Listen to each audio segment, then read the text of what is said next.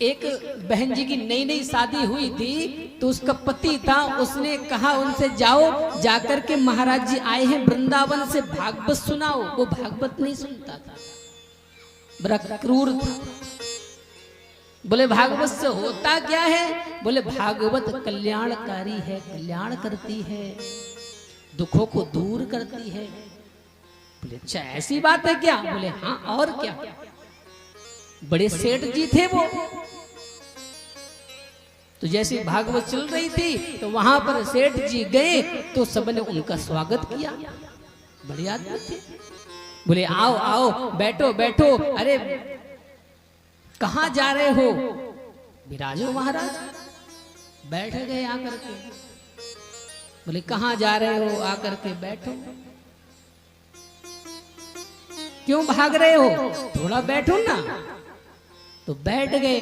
अब सेठ जी तो सेठ जी थे, और जैसे बैठे बढ़िया कथा हुई। तो जैसी कथा हुई तो सेठ जी को आ गई नींद।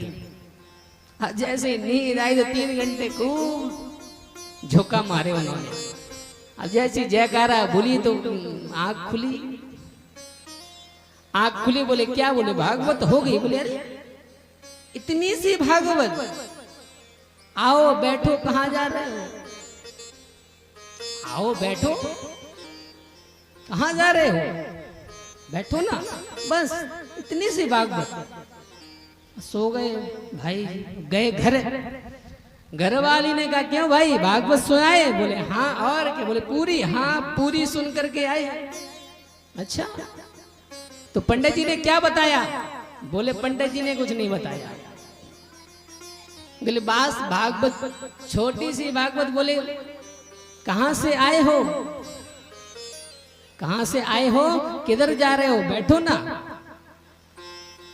तो बस सुन ली भागवत। बोले अच्छा। बोले इतनी सी भागवत? बोले हाँ। अब हुई रात, और रात में घुसाया उनके यहां घर में चोर। चोर घुसाया। अब इनको नींद कहाँ है? ये तो बढ़िया लेटे आराम से। चोर घुसा आराम से आकर के चोरी करने लगा। चोर सामान उठाया और लेकर के जब भागने लगा तो सेठ जी बोले कहाँ जा रहे हो? कहाँ से आए हो? बैठो ना इधर। अब उनको तो वही रट्टा लगा था। पंडित जी ने बोला था कल्याणकारी है भागवत। तो चोर ने सोचा कि अब फंस गए चक्कर में। शायद सेठ जी ने देख लिया और सुबह रिपोर्ट करेगा तो जेल की हवा भी खानी पड़ेगी। इससे अच्छा है कि सामान रख दो। देख लिया इन्होंने।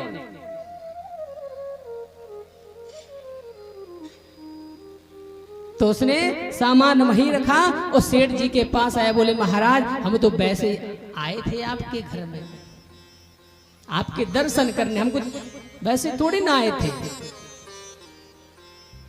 जैसे वो चोर गया वहां से, बोले देख रही हो इतनी सी बात, भागवत की बात आपकी चोरी से बचा दी। नहीं तो वो चोर आता सब कुछ लेकर भाग जाता। इनको कुछ पता नहीं था। इनको तो वही रट्टा लगा था कि पंडित जी ने कहा था कि आओ बैठो। कहां से आए हो? कथा में बैठो।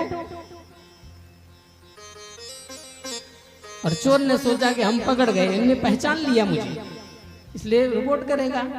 तो घरवाली ने कहा जब तुम इतनी सी बात भागवत में सुन कर के आए हैं और उसने कल्याण कर दिया, जब पूरी भागवत सुनोगे तो फिर क्या होगा? कैसे कल्याण नहीं होगा? तो कहने का तात्पर्य है कि भागवत आप सुनो तो जीवन में उतारो। अगर आपने भागवत का एक शब्द ही अगर जीवन में उतार लिया तो कल्याण हो जाएगा आपका। इसलिए बताया है भागवत क्या है। बोले निगम कल्पतरो रिगलतम फलम सुखमुखाद्रवशयकम पिबत भागवतम रसमालयम मुहुरहो रसिका भुवि भावुका। बोले महाराज पिबत भागवतम रसमालय मोहर और इसका भूविवाह काबा। वेदों का नाम है निगम और वेद रूपी इस विशाल कल्प वृक्ष का पका हुआ फल क्या है? श्रीमद् भागवत। क्योंकि जब तक फल पकता नहीं है, जब तक टपकता नहीं है, और टपक कर नीचे गिर जाए, अगर उसको गिराया जाए तो वो मीठा नहीं होता है। फल अपने आप गिरे तब वो फल मीठा होता है। तो वेदों का नाम है निगम।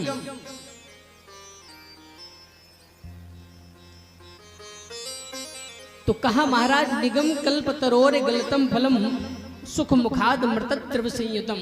बोले महाराज, बोलिए टूटा फूटा फल नहीं है, पका एकदम पका फल है, उच्च शाखाओं से गिरा है, वेदों की उच्च शाखा से। तो बोले महाराज तब तो फूट गया होगा। बोले महाराज ये टूटा फूटा फल नहीं है, एक स्वच्छ धरातल पर आया है।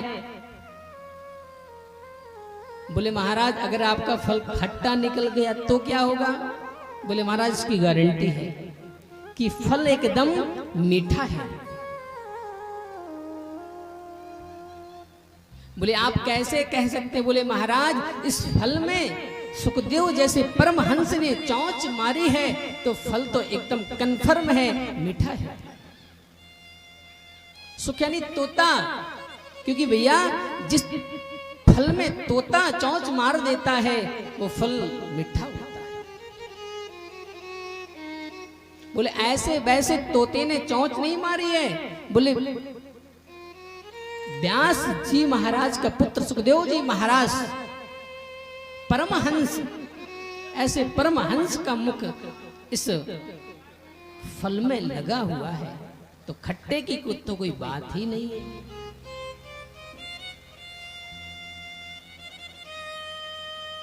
बोले महाराज तो अच्छा ये बताइए किस किस को पिला रहे हो आप?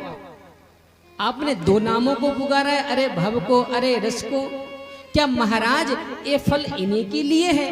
बोले नहीं नहीं, इसको तो कोई भी पी सकता है, ये तो अमृत है, अमृत को तो कोई भी पी सकता है। लेकिन दो नामों को हमने इसलिए पुकारा है कि अरे रस को, अरे भाव को, इनको प्यास थोड़ी ज्यादा लग रही है। क्योंकि भैया प्यास जिसको ज्यादा होती है ना तो वही पानी का महत्व समझता है। अब जिसको प्यास ही नहीं हो उसको जबरदस्ती बुलाया जाए, आओ आओ भैया, आओ आओ बाबूजी, ठंडा ठंडा